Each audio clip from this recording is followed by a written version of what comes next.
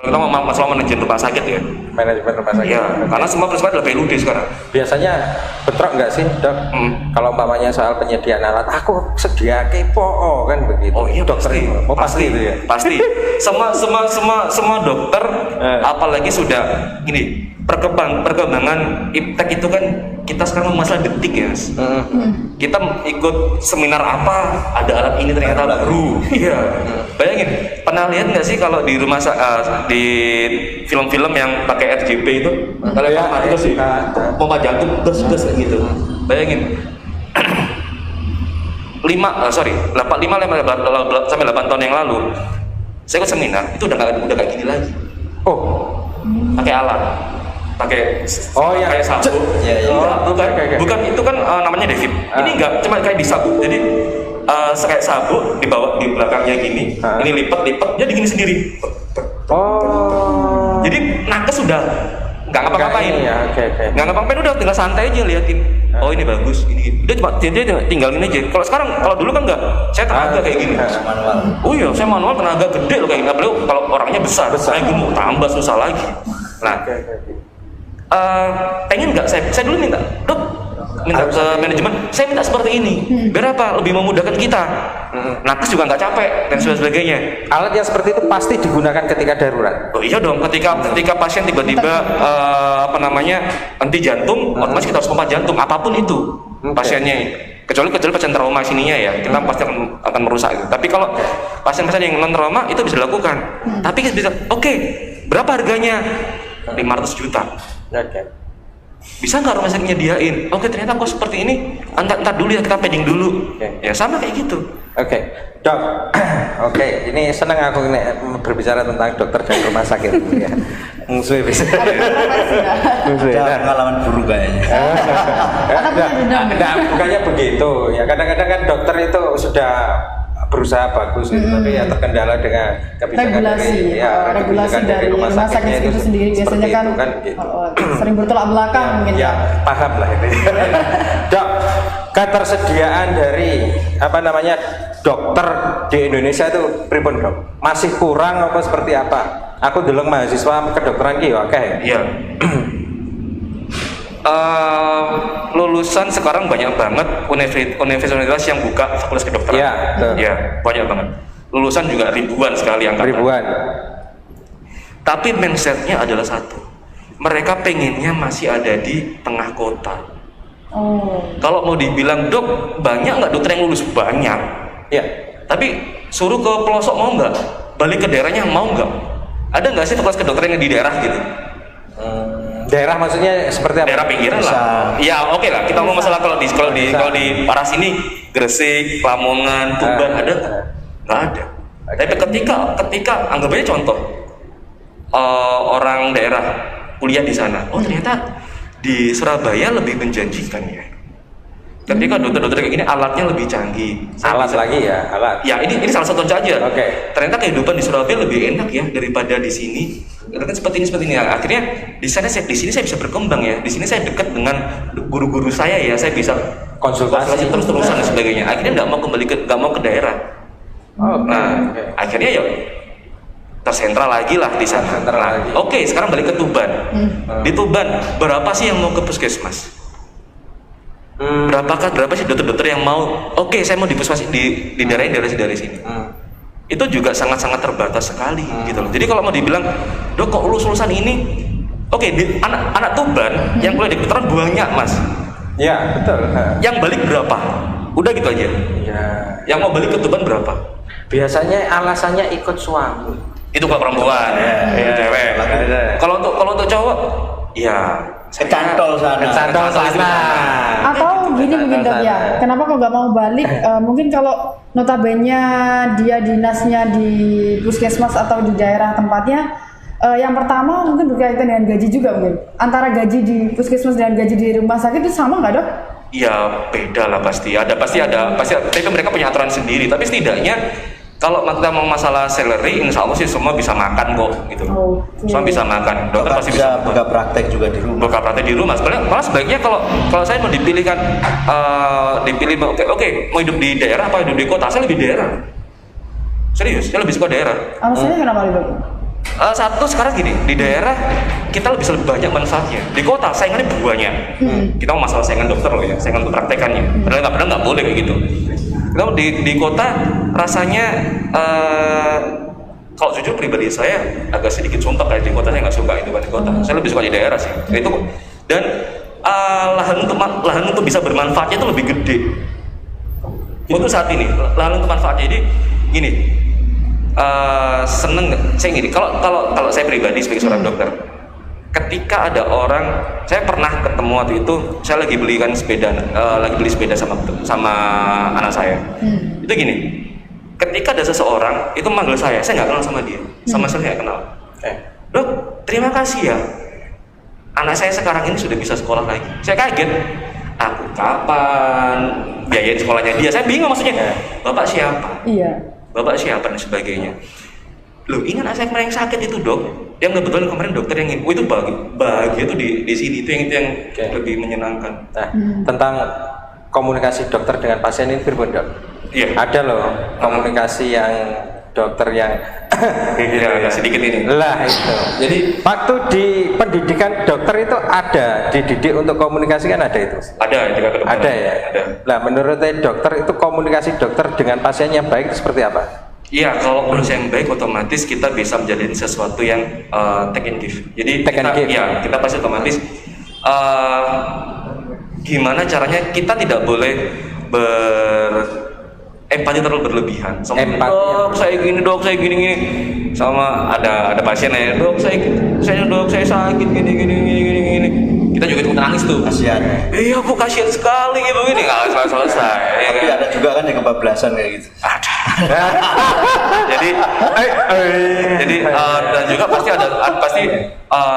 pasti penanya bahwa kadang-kadang dokter juga ini juga kok ada komunikasi juga nggak bagus sama pasien. Saya pun juga seperti itu. Saya pernah merasakan fase-fase di mana ketika saya harus keluar terjaga di IGD sekarang pun ketika kita pressure besar, kita harus ada pasien keluarga pasien yang merasakan kayak tadi contohnya, ini keluarga saya datang duluan ini, kenapa nggak ditangani, kenapa kok nangani itu, padahal tadi yang saya bilang kita menangani ada prioritasnya. Nah itu kadang terlanjut juga, ya Allah cek, ya bentar Pak, ini gini orang masih nyolot gitu, akhirnya kadang kepancing. Itu juga ada. Bisa terjadi seperti itu. Kita juga manusia, tapi otomatis ya harus dengan lambat laun, dengan banyak pengalaman, otomatis bisa meredam, akhirnya ya so far. Saya 3 kali ya dok dimarahin sama dokter ini. Loh, saya nggak tahu lah. Terus akhirnya ada dokter yang muda itu paham tentang saya, begitu. Akhirnya ditolongin. Wah, karena mungkin dia tahu bahwasanya orang ini nggak bohong gitu loh. Nah, yang dokter yang udah senior itu mungkin karena banyak masalah atau apa ya, atau mungkin juga lagi banyak sudah tahu lah kasus-kasus kayak gini yang kayak saya gitu kan. Akhirnya kayaknya saya ini dimasukkan di ruang kasus yang pernah dia tangani nih. Kan enggak gitu loh. Lah akhirnya ada dokter muda, cewek lagi. Beneran komunikasinya bagus. Oh gini. Iya, ini saya sebenarnya kan itu empati itu Oh gitu ya, empati berlebihan. Jadi kita nggak bisa pukul rata bahwa semua dokter pasti akan berkomunikasi jelek. Jadi karena memang ada, ya mungkin tadi dokter juga manusia yang memang notabene adalah ketika ada sesuatu mungkin dia terlecut dan sebagainya. Gitu. Diagnosis itu sebenarnya di dokter atau ada di laboratorium rumah sakit? Observasi. Jadi gini, untuk mendiagnosis suatu penyakit itu dokter itu banyak sekali pemeriksaan. Ada pemeriksaan fisik, lab biasanya tensinya berapa. Ada pemeriksaan penunjang dari lab. Nah, penunjang. Ya, ada dari lab, foto ronsen, terus kalau sekarang swab screening dan sebagainya itu semua dirangkum sama dokter. Dirangkum, oke pemeriksaan fisik saya gini. Dari penunjangnya gini, match gak nih? Oke, ini match masuk ke diagnosa ini. Diagnosa. Jadi yang saya tekan lagi bahwa ini masa pandemi. Dulu pernah saya bilang bahwa di sini juga bahwa untuk masalah COVID, dokter itu juga nggak bisa langsung tiba-tiba datang ke COVID loh. Mengeklaim. Oke. Lah, itu dibilang di COVID kan kayak gitu. Datang dari periksa COVID loh. Udah itu di COVID-in. Nah, ada lagi nih dok, Kak. di rumah sakit Tuban diagnosanya begini, tak bawa ke Bojonegoro diagnosanya lagi. berbeda. Nah Iya. ini menurut dokter sendiri, dari pemahaman dokter sendiri, kenapa ini bisa terjadi? Jadi ini kedokteran itu art, seni. Oh. Ya, kalau kita bisa melihat orang seni itu, saya suka dengan lagu ini. Menurut kita bagus nih lagu ini, nih. Instrumennya. lagu ska enak. Tapi buat orang lain, ska itu apa sih gitu? Oke. Lagu ska itu lagu apa? Lagu gak liriknya nggak jelas nih, nggak jelas pasti gitu. Nah. Tapi kalau dari kita suka nih. Nah, Oke. dokteran itu art. Ada artnya juga. Ada seninya di situ. Jadi ketika diagnosa ini dan ini, ya itu lagi berdasar dari pengalaman. Pengalaman, terus apa namanya, penunjangnya seperti apa dan Alat sebagainya, lagi. Alat sebagainya. lagi Nah, gitu ya. ketika dokter ini mah di sini diagnosanya A, di sini diagnosanya B. Sebenarnya itu ketika di sini ya kesimpulan dari ininya, kesimpulan dari alat dan sebagainya. Di sini ya kesimpulan dari sini. Oke. Kecuali kalau gini, beda jauh. Jadi diagnosanya beda jauh nih dok. Satunya anggap aja patah. Satunya di sini patah, di sini enggak. Iya. Ya itu Iya. fatal banget. Karena Satunya apa? retak lah katanya. Udah kelihatan kan patah itu seperti apa. Ah. Nah itu beda lagi kalau seperti itu. Tapi kalau diagnosa dari rumah sakit satu sama rumah sakit yang lain itu ya untuk biasanya kalau ada no matchnya no satu ini match sama yang ini ya. itu biasanya wajar. Buat saya itu wajar. Itu sebuah kewajaran ya istilahnya. Wajar tapi bilang gini, asalkan nggak fatal. Asalkan tidak Fatal. Iya, Oke. di sini ada, di sini bilang. Tapi saya yakin semua dokter punya dasarnya. Ada dasar. Ada dasarnya. Saya bisa jamin itu. Jadi kenapa kok dia mendiagnosa ini? Kayak gini. Ketika ke saya ada pasien, dok saya kemarin didiagnosa ini sama dokter B. Saya nggak bisa ngejudge. Oh dokter B itu salah, itu nggak boleh. Iya. Oke. Nggak boleh kayak gitu. Karena ada data itu Dia tadi. Nanti berkaitan dengan humannya mungkin dok. Iya, jadi dokter B itu pasti punya dasar kenapa ini diagnosa seperti ini. Nah, akhirnya saya juga, oh iya mungkin dari dokter B itu ada dasar seperti ini. Makanya Bapak ada di diagnosa seperti ini. Kalau untuk pemeriksaan sekarang lah, dari dokter B ke saya, itu kan ada waktu, jeda waktu. Dan pasti beda itu ya. Nah, ketika ada penambahan diagnosa, ada penambahan ini, kan beda juga. Jadi kita nggak bisa nggak boleh nyalahin, tiba-tiba menyalahkan, oh dokter sana itu salah itu gini-gini. Wah itu nggak boleh. Oke. Jadi karena di sumpah kami pun sudah ada. Oke. Jadi kami antar dokter sudah kayak saudara kandung. Ya Mas Pito kelihatannya ada. Iya, gimana gitu? Ada nggak kira-kira dalam dunia kedokteran semacam kartel gitu? Berangkat apotek biasanya kan gitu. Kalau dokter ini kan harus satu jalur gitu loh. Iya. Oh, satu jalur Oh, iya. apotek. Jadi kalau produk misalkan produk Bikin apotek PT ini. ini ya PT Iya. ini obatnya ini. Itu sah nggak dok kalau kayak gitu kata? Jadi Tapi kan kartel ini ya. Kartel. ini bahasanya dalam itu kartel. Iya, kartel. Jadi gini, kasus ini saya angkat nasional lewat tesis saya. Kebetulan. Jadi ada undang-undang tentang gratifikasi. Ujungnya ke sana tuh. Ujungnya pasti gratifikasi. Gratifikasi kedokteran ini saya angkat di tingkat nasional lewat tesis S2 saya, tesis hukum itu. Karena memang itu gosip-gosip yang itu ya, yang tadi yang kontrol sepertinya. Sebenarnya kalau dari ini ya, dari undang-undangnya gratifikasi itu jelas sudah ada. Undang-undangnya ya, undang gratifikasi ya. Itu di Undang-Undang nomor 2 tahun 2001 di tindak pidana korupsi. Ya pokoknya ada itu. Ada undang-undangnya itu. Nah, itu memang tidak diperbolehkan. Nah, ya kalau undang-undang nggak boleh ya sudah nggak boleh. Kalau saya Sebenarnya nggak boleh gitu ya.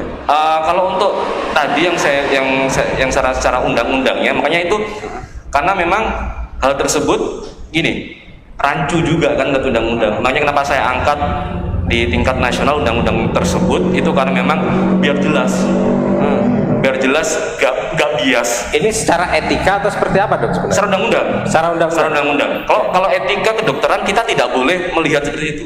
Oke. Etika kedokteran sih kita tidak memandang obat itu dari perusahaan mana, obat itu dari apa, tidak boleh.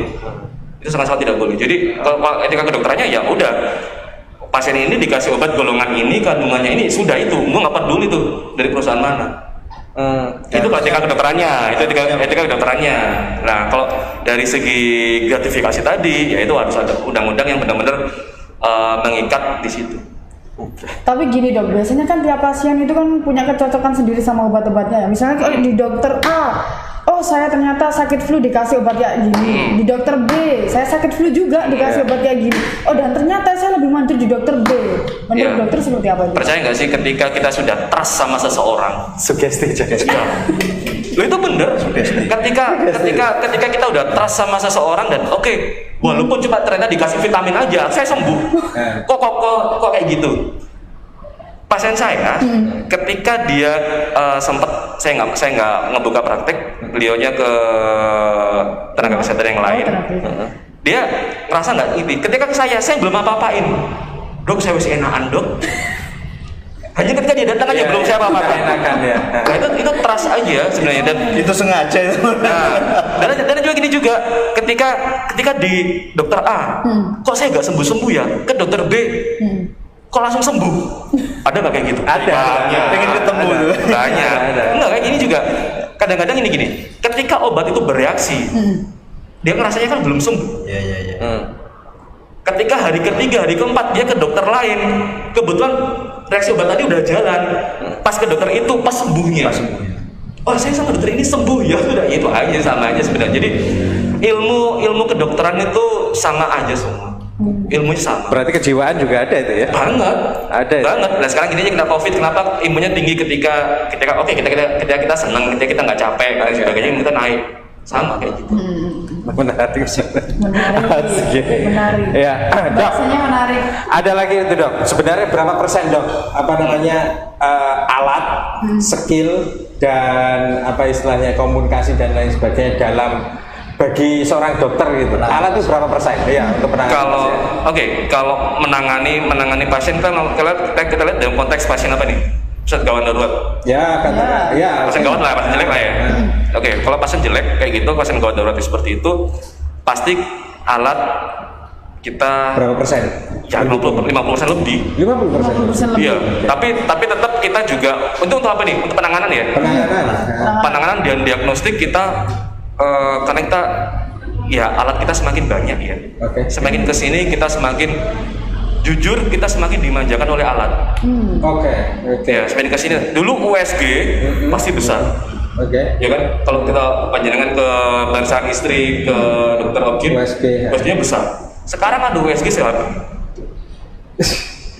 Ada. Kita punya. Kita punya USG se-HP. Jadi kita kalau ada alat ini kita semakin cepat nih buat mendiagnosa. Penanganan juga semakin cepat. Karena tahu ini ternyata pembuluh darahnya di sini kok kolaps ya, berarti kurang cairan. Grojok cairan. Langsung diinfus, kita grojok, dia bangun dan sebagainya itu. Ya bisa kayak gitu. Tapi tetap artnya main. Jadi skill dokternya juga harus tetap main. Itu dari pengalaman juga. Siap. Ya. Sebelum kita masuk lagi, ternyata ada yang mau lewat. Ya. Ada yang mau lewat ini dok. Ada sponsor. Iya, ada yang mau lewat ini. Nah, Dimas Diajeng di acara podcast tadi gini ini tentu ada sponsorship yang mendukung acara kita. Di antaranya ada Rumah Makan Dorobei, ada Abiton Adventure, ada Huit Pie, Seafood Putra Ronggolawe, Gibran Agni Radia Fresh Fish Supplier, dan juga Rina Widya Fashion. Nah, bagi Dimas Diajeng yang membutuhkan rumah bisa langsung menghubungi Gria Asri Bogoran nih. Lokasinya berada di Jalan Bogoran 1, RT 6 RW 18 Penambangan Semading Tuban. Dengan harga mulai 207 juta saja dengan rumah tipe 45 dengan luas tanah 70 meter persegi. Nah, untuk pembayarannya bisa cash tempo sama kredit bank. Nah, kalau Dimas Diajeng membutuhkan rumah juga bisa menghubungi atau ke lokasi di Perumahan Surya Madani Widengan PT Bumi Surya Utama nih, rumah bersubsidi. Nah, dengan harganya juga sangat terjangkau sekali ya. 150.500.000 saja dengan DP 7.550.000. Nah, rumahnya ini dengan tipe 30, luas tanahnya 72 meter persegi. Nah, untuk alamatnya alamat perumahannya ini di Jalan Kiai Haji Mahbub Ihsan Widengan, Kecamatan Semanding, Kabupaten Tuban. Langsung saja untuk kontak personnya bisa menghubungi di Pak Yudi di 0812 3299 3189 dan juga Mas Wildan di 0823 3307 dan 1672. Pokoknya Dimas Diajeng jangan lupa ya untuk Dimas Diajeng yang membutuhkan rumah bisa menghubungi kedua kontak person tersebut. Oke. Selain itu juga bisa datang ke Cedek Geni bertemu dengan saya. Sekali lagi bertemu dengan saya di sini. Ya, balik kita ke dokter. Nah ini balik lagi ke dokter. Dok, ketika menjadi seorang dokter itu apa sih yang membanggakan itu sebenarnya? Profesi dokter bagi jenengan? Kalau bangga itu buat saya pasti suatu kebanggaan ketika kita bisa bermanfaat untuk orang lain, itu kalau saya. Jadi tapi bukan kebanggaan bahwa oke, titel saya ada dokternya gitu, bukan seperti itu. Tapi ketika titel itu kan nggak jadi guna ketika kita nggak bisa bermanfaat untuk orang lain. Oke, mantap. Jadi kalau saya, kan banyak orang juga kuliah kedokteran itu pasti banyak tujuannya apa sih gitu. Kalau jujur, kalau buat saya, kalau kebanggaan adalah ketika titel itu bisa berguna untuk orang lain. Oke. Berarti ada yang jadi dokter karena mengikuti terah keluarga. Ada. Dan tapi kelihatannya Dokter Alfian ini beda jalur loh. S1-nya sama S2. Oh iya. Oh iya. Iya. S1-nya dokter, S2-nya hukum. S2-nya hukum. Lah. Kadang ngambil S3 lagi gitu. Iya, itu agak medeni gue. Iya itu. Dokteran. Iya, kalau ada malpraktek. Nah, kita tanyakan aja, malpraktek itu sebenarnya kenapa ya? Gini. Ada yang mengatakan, oh ini jelas malpraktek, yang satunya bilang, oh enggak bisa, ini enggak malpraktek. Ya, jadi malpraktek itu sendiri kan sekarang itu kayak jadi kosakata umum. Ketika ini saya lihat, kita lihat pandangan masyarakat. Ketika dokter menangani tidak sesuai dengan keinginan pasien atau tidak sesuai dengan yang dia harapkan, praktek itu kita bangun masalah bahan umumnya. Ya pasti gitu. Tuh, itu terjadi kemarin. Iya. Kemarin terjadi. Oh, kita ada ya? Ada. Padahal dokternya sudah sesuai dengan SOP. Jadi gini. Ketika kemarin itu ada seorang ibu-ibu sedang menunggui kerabatnya. Oke. Di situ sudah jelas bahwa apabila kan harus ada perjanjian, kalau di kedokteran sama dokter sama pasien tuh ada namanya perjanjian terapeutik. Jadi ketika Anda sudah memasrahkan ke saya, itu mulai kapan ada perjanjian terapeutik? Di awal. Bertemu itu sudah terapeutik. Iya. Jadi ketika ibu sudah menyerahkan ke saya, ibu sudah trust ke saya, berarti keluarga ibu saya obati. Itu termasuk konsultasi? Oh iya, di awal pasti ada di terapeutik, terutama di rumah sakit. Ketika kita mau melakukan tindakan apapun harus sesuai persetujuan dari pasien atau keluarga pasien. Wajib itu. Ketika kita tidak ada persetujuan, kita nggak boleh melakukan. Oke. Nah di situ ketika di situ kan ada kata-kata bahwa kami tidak akan menuntut pihak rumah sakit. Dicoret tuh, kami akan menuntut pihak rumah sakit. Oh, yang tidaknya dicoret? Iya, kita kaget tuh, kok dicoret? Padahal kan nggak boleh ada coretan di situ. Ketika ibu nggak setuju, nggak usah ditandatangani, selesai tuh. Oh. Ya kan simpel. Nah dia nggak, loh, dok saya takutkan nanti dokter ada malpraktek di sini. Loh, beda jalur. Kalau jadi malpraktek itu bukan ibu yang menentukan. Bukan, ibu bisa melaporkan, masyarakat umum bisa melaporkan kalau itu indikasi malpraktek. Jelas ya. Pihak umum atau pihak keluarga yang bersangkutan. Sama gini, si A sakit, orang luar, saya pengen melaporkan itu nggak bisa. Orang luar nggak boleh. Orang nggak boleh. Harus keluarga. Atau ada ada kasarannya kuasa hukumnya. Kan kuasa hukum ada penunjukannya tuh. Itu boleh. Melaporkan dokter ini karena malpraktek, dugaan malpraktek. Dugaan malpraktek. Nah, dari kepolisian nanti akan memeriksa, itu pun juga akan menghubungi dari ID setempat Dan iya dong, harus. Oh, berarti penentuannya dari ID kalau misalnya dokter itu. Oh iya, ngomong. nanti kita kan disidang di situ. Di ID, terus ada namanya dari kode kedisiplinan kita itu ada. Nah, itu di sana nanti kita disidang nih. Apa yang sudah kamu lakuin? Gini. Kamu melanggar, kamu nggak sesuai SOP, kamu nggak sesuai seperti ini. Baru dilemparkan ke kepolisian. Itu kalau anggota ID. Kalau di luar anggota ID gimana? Nggak ada. Nggak ada ya? Semua dokter harus punya yang namanya STR. Apa itu ya? Surat registrasi. Ketika dia tidak punya STR atau STR mati, berarti dia otomatis bukan lulusan kedokteran. STR mati? Ya, kan ada jangka waktunya tuh. 5 tahun. Kenapa dia ada jangka waktu padahal profesi dokter kan selamanya deh. Lah, tapi kenapa kok ada jangka waktunya? Iya. Ketika kita tidak mengikuti gini, syarat STR kita harus update ilmu. Berapa kali ikut seminar, ada SKP, ada SKP-nya, berapa SKP? Berapa kali ikut seminar, berapa kali dia terjun ke masyarakat, berapa pengalaman. Ternyata kok tidak diupdate sama sekali. Ketika mau memperbarui STR, berarti kan ilmunya dia nggak update. Nah, dia nggak bisa perbarui STR.